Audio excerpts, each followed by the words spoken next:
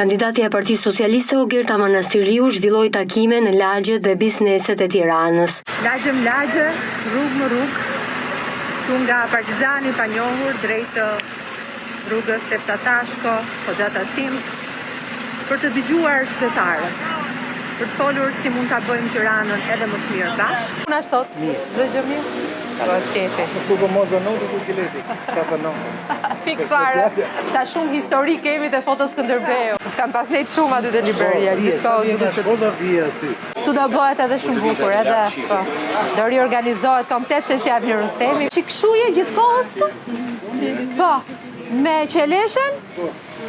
Po pas ka lezet. Gjatë bashkëbisedimeve me banorët e Tiranës, Manastiriu tha se do të zhvillonte takime derë më derë për të dëgjuar të gjitha shqetësimet dhe për të bërë të mundur zgjidhjen e problematikave që shqetësojnë votuesit e kryeqytetit.